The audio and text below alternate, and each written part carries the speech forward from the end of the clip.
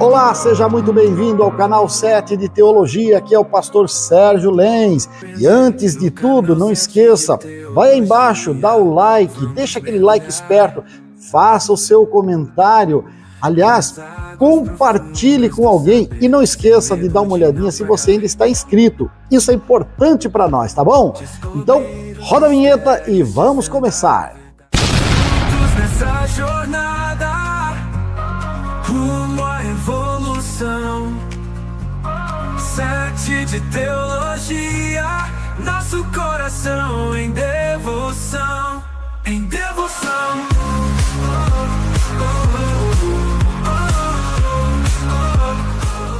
A partir desse momento nós queremos então agradecer o carinho da sua presença, da sua companhia.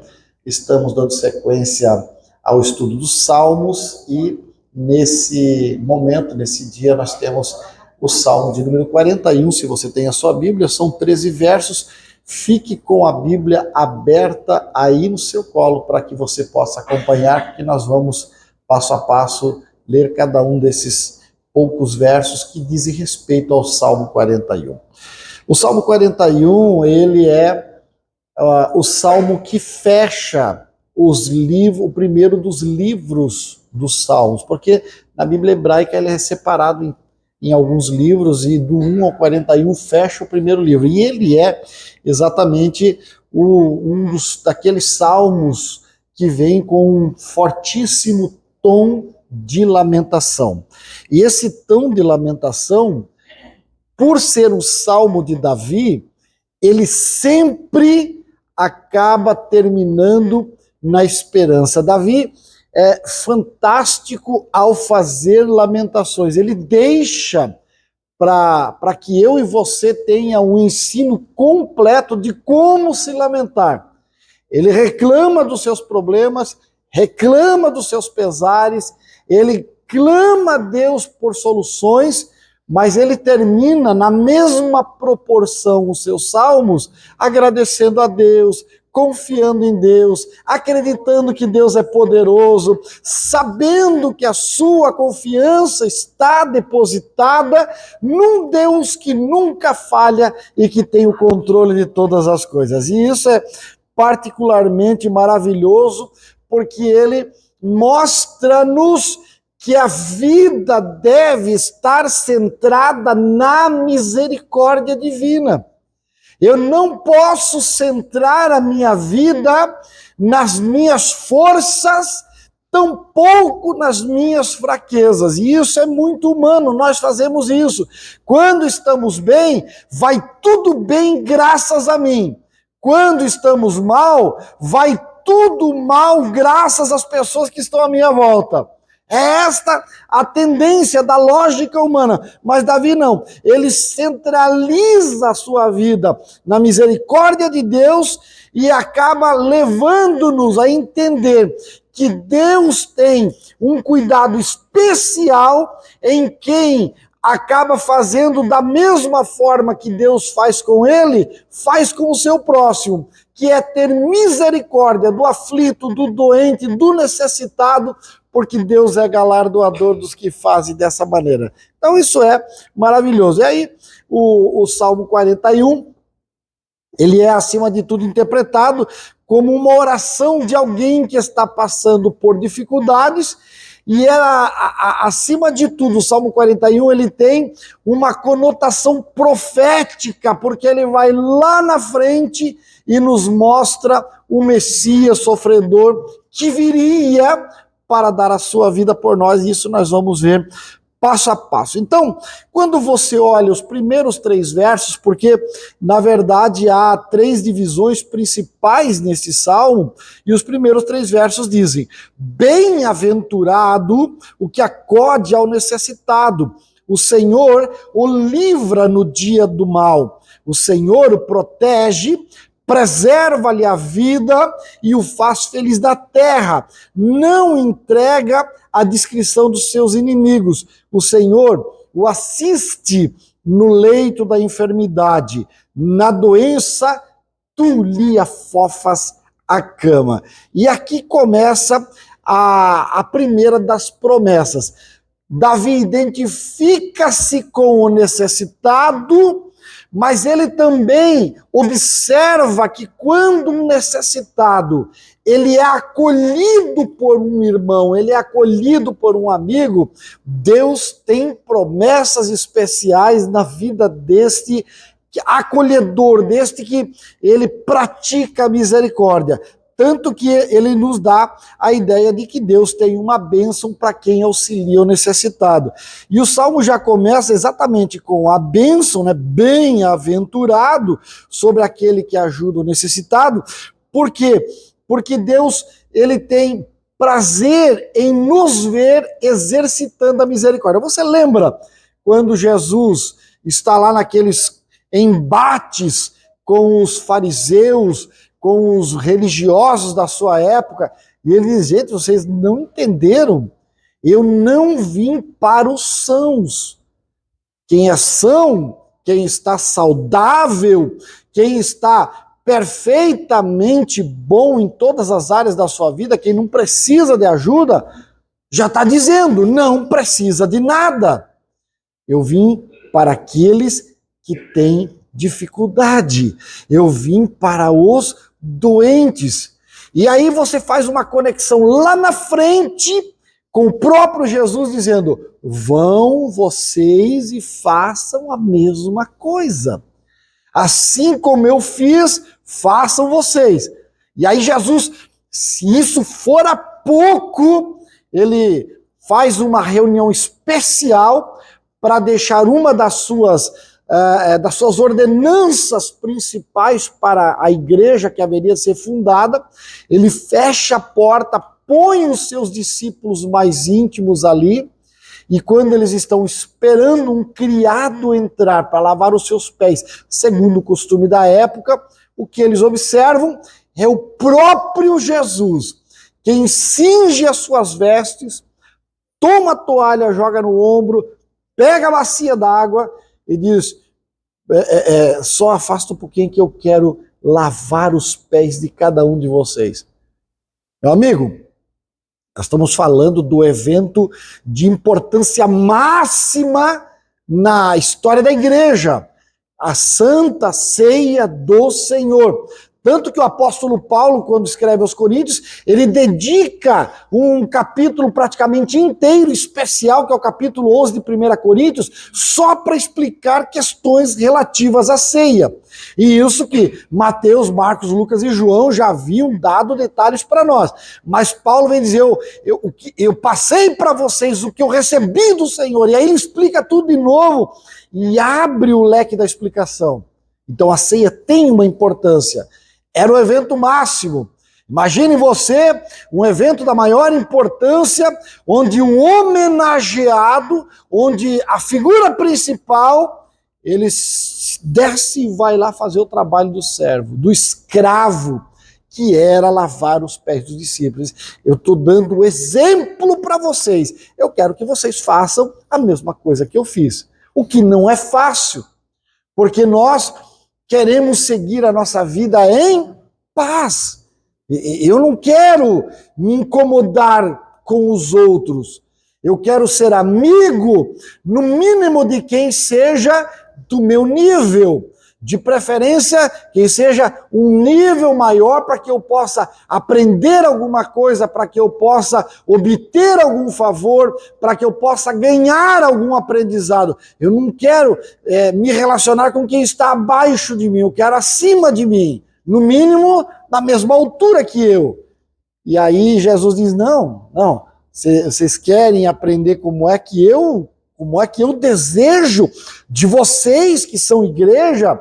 Vocês vão lá acolher o necessitado. Por isso ele diz: bem-aventurado o que acode o necessitado. Porque o necessitado dá trabalho, o necessitado incomoda, o necessitado, principalmente nós aqui na cultura latino-americana, onde o necessitado geralmente é folgado ainda por cima. Porque ele diz: eu sou necessitado, sou vítima da sociedade e é tua responsabilidade, seu capitalista imundo, providenciar para mim o necessário para que eu seja feliz como você é. o necessitado geralmente é folgado no nosso país, no nosso continente, na nossa realidade atual. E aí você diz, e eu não vou dar nada para esse folgado, e eu não vou ajudar essa pessoa que não se ajuda. E aí nós vivemos numa tensão entre ajudar e não ajudar, entre se incomodar e não se incomodar, entre cumprir o ID de Cristo e viver em paz. Você vive numa tensão diária quanto a isso. Mas Davi diz, olha, se você fizer a sua parte, o dia mal vai chegar para você também. E aí você se incomodou com alguém, mas quando o teu dia mal chegar, não te incomoda, porque não vai precisar que outra pessoa te socorra. É o Senhor quem vai te acudir. É Deus quem vai cuidar de você. E esse aprendizado, irmãos, ele é o aprendizado mais difícil para nós, porque faz parte daquela fala que eu cito sempre de Madre Teresa de Calcutá, quando ela diz, você vai chegar um dia no céu e vai descobrir que nunca foi entre você e o outro, sempre foi entre você e Deus. Tudo que você faz é para Deus. Tudo que você realiza no corpo ou fora dele tem que ser para Deus. Você diz, não, mas quem vai receber galardão é o pastor que administra a igreja, vive da igreja, vive para a igreja. Quem vai receber galardão é a cantora, que canta bonito, canta para Jesus e encanta os corações. Quem vai receber galardão são os trabalhadores dos departamentos que atendem a igreja. Meu irmão, se você lavar uma louça como se estivesse lavando uma louça para Jesus, tem galardão nisso. Se você engraxar um sapato como se estivesse engraxando para Jesus, se você ajuntar uma folha de papel que está rolando no pátio da sua casa, da casa do vizinho, da sua igreja, do comércio onde você está, que custa? Eu estou no supermercado empurrando meu carrinho. Alguém passou e não viu, mas encostou e derrubou alguma coisa no chão do supermercado. Que custa eu parar e ajuntar? Como se estivesse ajuntando para o meu Senhor. Deus é galardoador destas coisas. Esse é o grande ensino que nós precisamos obter. Não te incomodes de você ter problemas em ter que ajudar alguém. O dia que você precisar ser ajudado, Deus vai te ajudar. É Ele, é a promessa dele. O Senhor te protege, protege a tua vida, te faz feliz da terra e ainda não te entrega na mão do teu inimigo. Precisa mais do que isso? Eu não quero mais promessa do que isso. Então, essa é a bênção para quem auxilia o necessitado. Mas daí, ele continua os versos 4 até o 9, que vão dizer para nós o seguinte: disse eu, compadece-te de mim, Senhor, sara a minha alma, porque pequei contra ti. Os meus inimigos falam mal de mim e dizem, quando morrerá e lhe perecerá o nome? Olha, se algum deles vem me visitar e diz coisas vãs, amontoando no coração malícias, em saindo, é disso que fala. De mim rosnam a uma todos os que me odeiam, engendram, quer dizer, maquinam males contra mim, dizendo, peste maligna deu nele, e caiu de cama, já não há de levantar-se. Até o meu amigo íntimo, em quem eu confiava, que comia do meu pão, levantou contra mim o calcanhar. Quem nunca sofreu algum tipo de justiça? Eu nem vou pedir para levantar a mão, que ninguém vai se dar o luxo de levantar a mão. Porque todos, em algum momento da nossa jornada, fomos injustiçados. Você deu o seu melhor, você ofertou o seu melhor e você foi tomado por alguém ruim.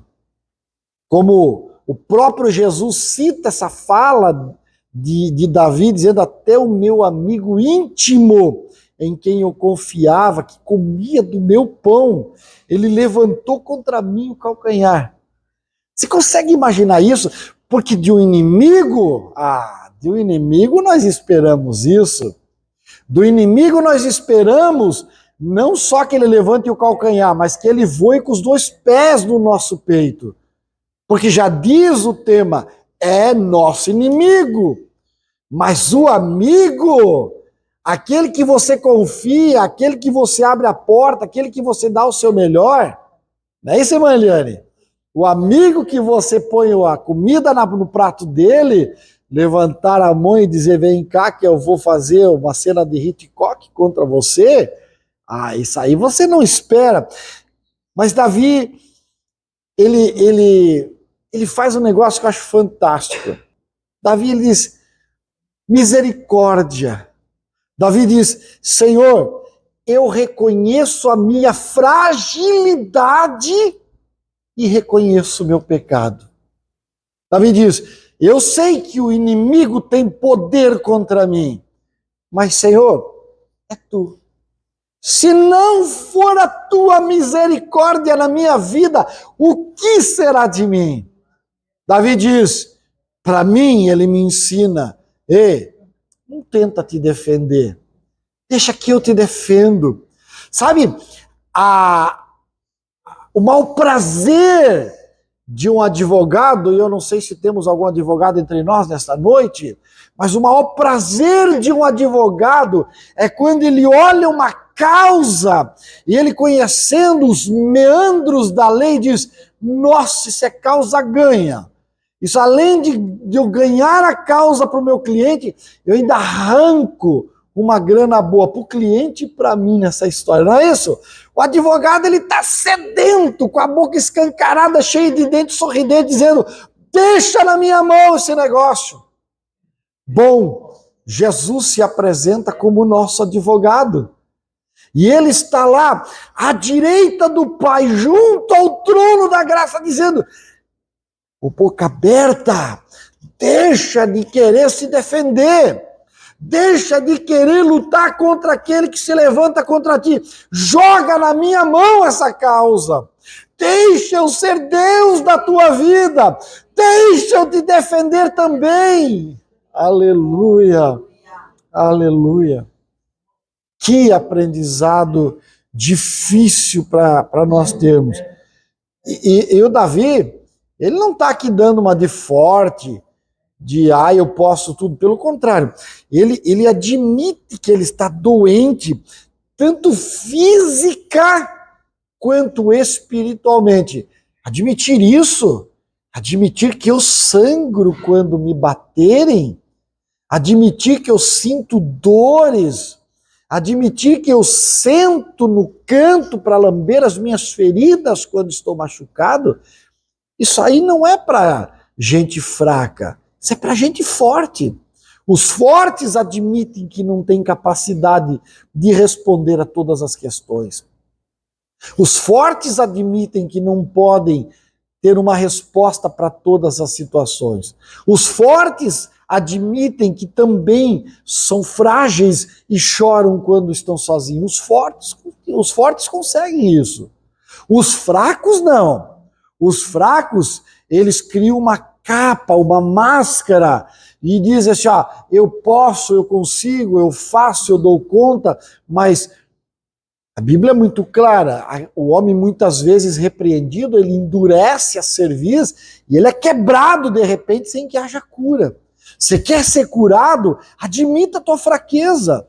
Você quer ser auxiliado pelo Senhor? Admita que você não pode sozinho. Você quer que o Senhor estenda as mãos para te curar? Admita que você depende dele. E como dependente dele, quando você estiver no ambiente de culto, não sente como quem está no cinema esperando uma produção hollywoodiana. Quando você estiver no ambiente de culto, traga a tua adoração, o teu clamor, a tua gratidão, o teu louvor a Ele e diga: Senhor, eu te louvo porque Tu és maravilhoso. Deixa que Ele veja a gratidão e a dependência. Então Davi, ele escreve nesses textos aqui para nós a traição que ele está passando, especialmente de amigos íntimos. E eu diria, entre tantos momentos que Davi deve ter passado com tantos do seu grupo, dos seletos, dos amigos mais próximos, eu diria, talvez o ponto alto da sua vida foi quando seu próprio filho, Absalão, não só o traiu, roubou-lhe o reino, mas também pegou as concubinas de Davi, que eram as esposas do seu pai, e praticamente as estuprou ao ar livre, em cima de um ponto alto da cidade, onde todos podiam ver ele mantendo uma união sexual com aquelas mulheres que pertenciam ao seu pai. Isso ali era uma afronta terrível. E eu me coloco no lugar de Davi. Você consegue imaginar o que Davi passou naquele momento, que passa no coração? Aí ele está passando e um dos seus antigos conselheiros dizendo, você mesmo merece e tal, ainda apontando o dedo para ele. A história é muito interessante, digna de nós olharmos os seus detalhes. E é aqui, meus amados, que nós precisamos entender a dificuldade que Davi está passando e o ensino que ele dá para nós. Ele diz, eu confio no Senhor. O Senhor é a solução para os meus problemas. Davi, ele não se desvia, ele não dá uma de louco como Saul, sai jogando carreira solo.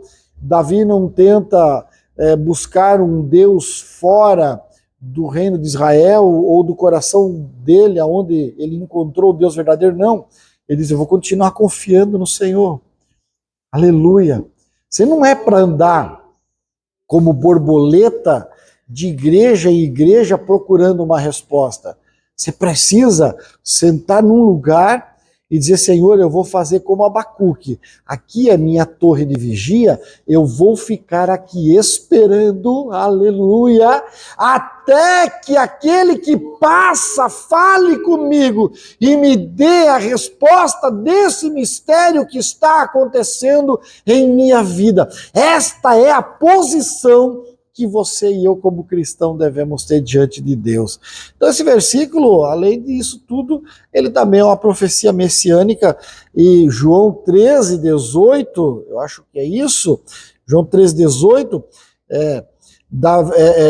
Jesus vai dizer, não falo a respeito de todos vós, pois eu conheço aqueles que eu escolhi. Antes para que se cumpram as escrituras. Aquele que come do meu pão levantou contra mim o seu calcanhar. Jesus está falando acerca de Judas Iscariotes, que é um do seu círculo mais íntimo. Mas Davi continua, verso 10.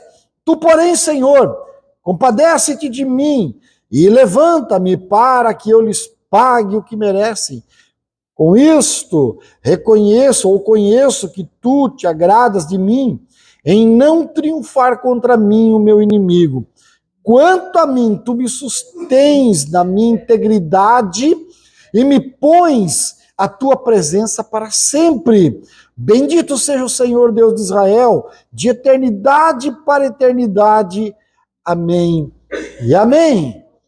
Aleluia. Olha aqui.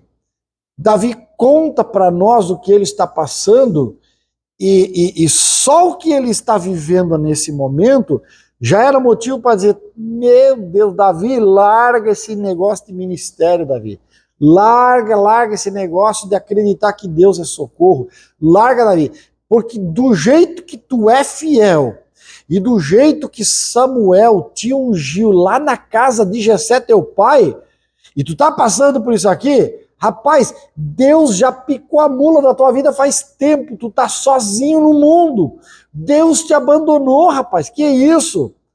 Onde é que tá o mavioso poeta de Israel, que lá no campo entre as ovelhas estava um menino com a harpa na mão?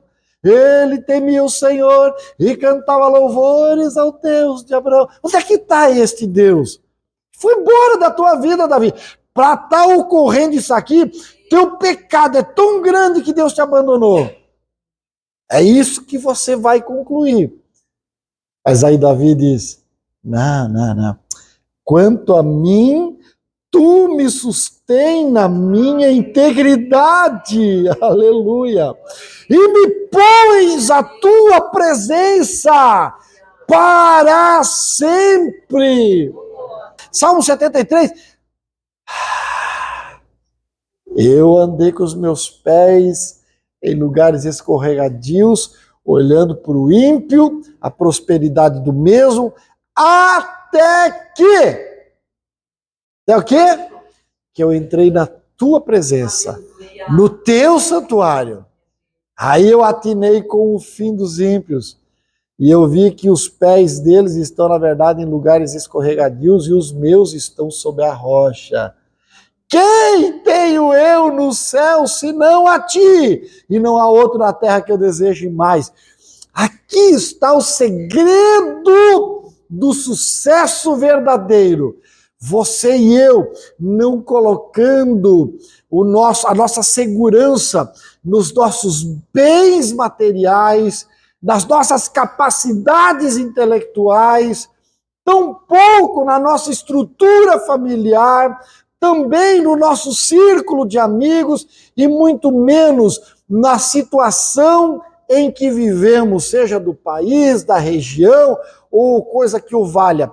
A nossa confiança está em o Senhor dos Exércitos e nele, somente nele, nada mais do que ele. Aleluia.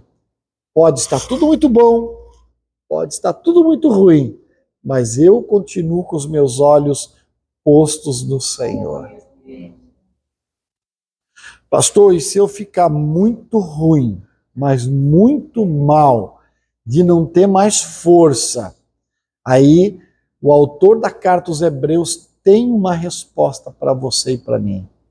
E a resposta dele é: da fraqueza. Você sabe completar?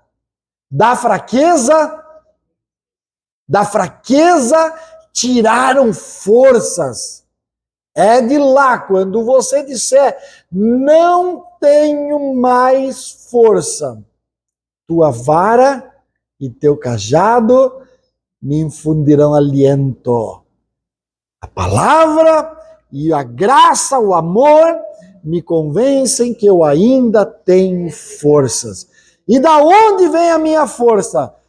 Levo os meus olhos, Salmo 121, para os montes, de onde vem meu socorro.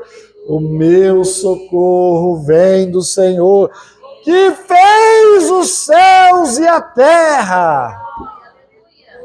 Não dormitará o guarda de Israel, não permitirá que os teus passos, que os teus pés vacilem. É Ele, o teu socorro bem presente.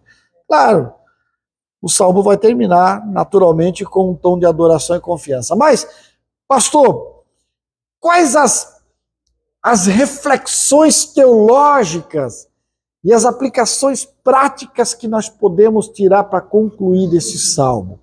Bom, tem 4 reflexões que eu gostaria que você anotasse aí nas tábuas do teu coração, para nunca esquecer que o Senhor é misericordioso para com as nossas vidas. A primeira delas é a questão do valor da compaixão. Já falamos sobre isso, né? O Salmo destaca o valor de sermos compassivos para com os necessitados e que isso só não é apenas uma virtude, mas, pelo contrário, isso atrai o favor de Deus. E a grande verdade, se somos igreja, igreja precisa ser lugar de cura. Meu irmão, uma coisa que eu gostaria que você entendesse o que eu vou dizer agora com muita seriedade. Nós precisamos deixar de ser meninos espirituais, crianças, como um bando de criança num parque de diversão, fazendo tolice, contando lorota. Nós precisamos deixar disso. Precisamos caminhar para uma maturidade. Ai, porque o fulano não me cumprimentou. Ai, porque o Beltrano disse que o meu vestido tem uma cor feia. Ai, porque o ciclano disse que você nunca vai dar nada. Irmão, essas criancices tem que deixar de lado. Nós temos que caminhar para o que é perfeito. Igreja é lugar de cura. Nosso foco precisa ser em almas. Pessoas que entram aqui com a alma destruída, arrasada, deteriorada pelo pecado, ele precisa ver em nós agentes de cura, amigos, enfermeiros que vão cuidar de nós. Talvez você não seja um teólogo, um médico formado, mas seja um enfermeiro. Não precisa ter faculdade para dar banho em ninguém, não precisa ser faculdade para trocar a fralda de um doente, não. É só ir lá tirar a fralda, passar um pano úmido, limpar, botar a fralda nova e deixar ele ser feliz.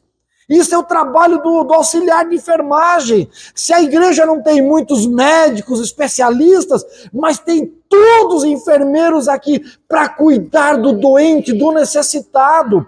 Igreja é lugar de cura. Você pode dizer amém? Amém. Valor da compaixão. Nós precisamos ser lugar de cura. Segunda reflexão teológica que eu extraio desse salmo é a experiência que Davi teve, negativa, diga-se de passagem, a experiência de traição e sofrimento. É muito natural porque Davi expressa para nós que por conta da traição, ele está sofrendo dor física, emocional e social. E esses comportamentos, eles são muito comuns aonde está relações humanas. Porque nós acabamos, eu digo sempre, quando andamos em multidão, é muito comum a gente acotovelar o outro. Por isso que marido e mulher, desde namorado, aprendem a andar de mão dada, né? Tem que andar de mão dada. Marido e mulher que não anda de mão dada, tem que rever o relacionamento. Tem alguma coisa errada aí. Mão dada. Porque se andar só um do lado do outro, uma hora vai acotovelar. E se andar um na frente do outro, bom, daí, como dizia meu cunhado, foi a pá e o fumo embora já, né? Então, a igreja, que é o grande ensinamento que eu tiro daqui, a igreja é lugar de união. União. Não podemos permitir que se montem clubinhos. O clube do Bolinha, o clube da Luluzinha, o clube de não sei quem, o clube dos riquinhos, o clube dos reclamões, o clube dos desestimulados, de modo algum. Igreja precisa ser lugar de união, porque se não há união, a experiência da traição e da dor do sofrimento vai acontecer entre nós. E Deus não vai estar nesse lugar. Deus não habita em lugar onde há desunião. Aliás, 6 coisas o Senhor aborrece, a 7ª ele abomina, que é aquele que joga irmãos contra irmãos. Então, lugar de união, igreja é lugar de acolhimento, de unir, de trazer para perto, para que os enfermeiros possam fazer o seu trabalho. Há uma terceira reflexão teológica que eu vejo nesse salmo, que é a questão da confiança em meio às adversidades. Aquilo que eu falei de saber que seu negócio não é com o homem, seu negócio é com Deus, e você precisa confiar. E mesmo em meio à doença, em meio à traição, em meio ao sofrimento físico, ao sofrimento material, Davi mantém a sua fé em Deus. E aí é que está, que embora nós passemos por momentos de crise, Deus é a fonte da nossa força. Igreja, que é o corpo místico de Cristo na terra, que são os membros do corpo de Jesus, igreja é lugar de recomeço. Se nós vivíamos dispersos, se nós éramos desprezados por algum motivo, a igreja é lugar. Você quer ver uma coisa? Eu hoje estou pastor. Porque, apesar de eu ser pastor e vou ser conhecido como pastor pro resto da vida, porque eu vou me aposentar um dia, se Deus der essa oportunidade, vou estar lá morando, se Deus me permitir, lá na minha chopaninha, lá na beira-mar, comendo meu peixinho.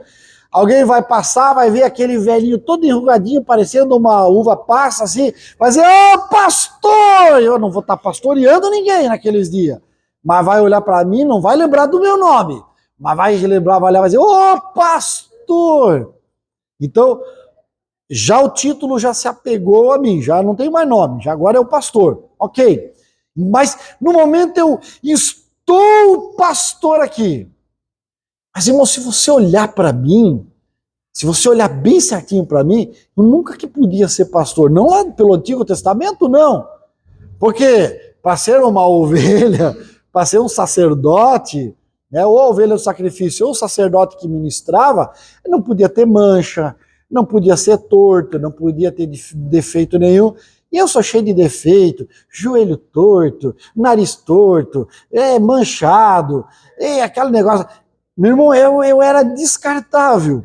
Eu não servia para nada. Aliás, eu botei na minha cabeça lá na minha adolescência que eu não queria tirar 10. Eu não ia estudar para tirar 10. Eu ia estudar só para tirar 7 para não aparecer. Porque um troço manchado, todo torto, todo cheio de erro, cabelo tudo ruim, não podia tirar nota 10 e aparecer árvore que cresce e leva pedrada. Eu queria ficar lá com uma árvore anã no meio do pessoal.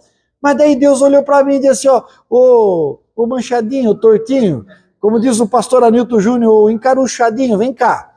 Eu vou te fazer alguém pertencente ao corpo. Eu vou te fazer alguém importante. E você vai ter um recomeço na tua vida.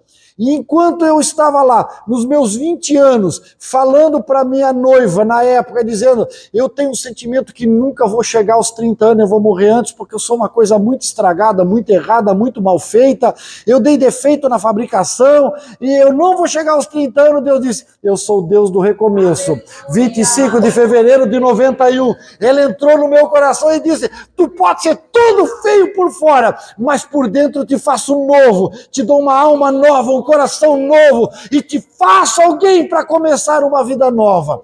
Deus é Deus do recomeço. Não te menospreze além da conta, porque Ele te inclui e te coloca. Aliás, conosco que estamos aqui, Ele já te deu oportunidade. Glorifique ao nome dEle, exalte a Ele. Ele te deu a oportunidade de um recomeço. Você não era para estar aqui, você já era para ter morrido, você já era para ter perecido nos teus pecados, mas Ele foi ao Calvário, derramou seu sangue, morreu por você, te deu a oportunidade do recomeço. E Davi diz, vem cá, eu vou ensinar vocês, o Deus que você serve é o Deus do recomeço.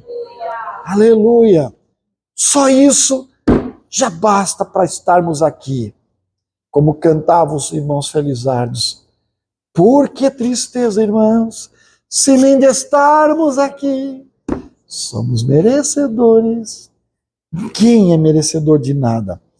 E a quarta reflexão teológica para nós encerrarmos bem, é a questão da profecia messiânica, né? Davi está falando de si, mas inspirado pelo Espírito Santo, ele aproveita para deixar uma palavra para o Messias usar lá na frente. E sabe que isso me reflete, irmãos? Paulo escreve aos Coríntios e explica que em parte falamos, em parte profetizamos. E a minha pergunta para encerrar esse culto nessa noite, para encerrar essa reflexão, como é que tem sido as tuas profecias? Porque se em parte você fala, em parte você profetiza, vou perguntar aqui aos homens, aos sacerdotes das casas, sua esposa, seus filhos, olham para você e dizem, meu pai é um sacerdote, meu pai é um profeta, meu pai tem uma palavra do céu. Há mulheres que foram chamadas para, assim como os levitas, ampararem os profetas e os sacerdotes lá no trabalho da intercessão junto ao povo e diante de Deus. Seus filhos, o seu marido olha para você e diz, minha esposa profetiza na minha casa. As suas palavras são de bênção ou são de maldição? Você profetiza ou reclama? Você fala do céu ou fala do inferno? Do que você fala?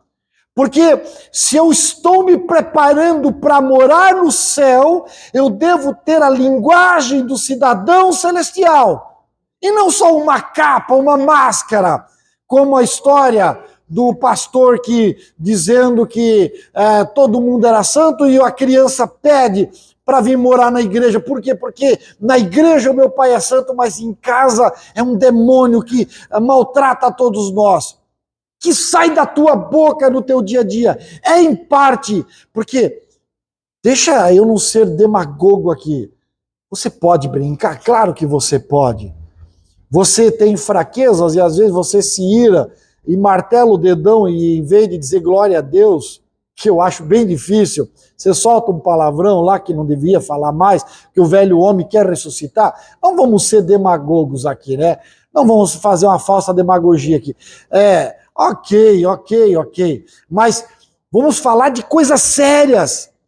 Na soma dos catetos, do quadrado, da hipotenusa, o resultado, você é um homem, uma mulher de Deus, ou você ainda precisa aceitar Jesus novamente para poder começar a andar como cidadão do céu? Porque a profecia messiânica está aqui nas palavras. Davi está fazendo uma reclamação de vida e está profetizando messianicamente. Tem profecia aí nas suas palavras? Porque nós precisamos lembrar disso. Deus vê as nossas necessidades, Deus vê a nossa compaixão pelos outros e, acima de tudo, Deus vê as nossas palavras sinceras de arrependimento. Que o Senhor tenha misericórdia das nossas vidas e que Ele nos dê capacidade para nós gerenciarmos esta vida aqui e vivermos como cidadão do céu, porque é para lá que nós estamos caminhando. É para lá que eu e você queremos ir. E se queremos ir, precisamos viver como tais. Deus te abençoe, que você tenha uma excelente semana. Continue confiando em Deus, porque Ele ainda é o maior, o melhor e o mais fiel companheiro.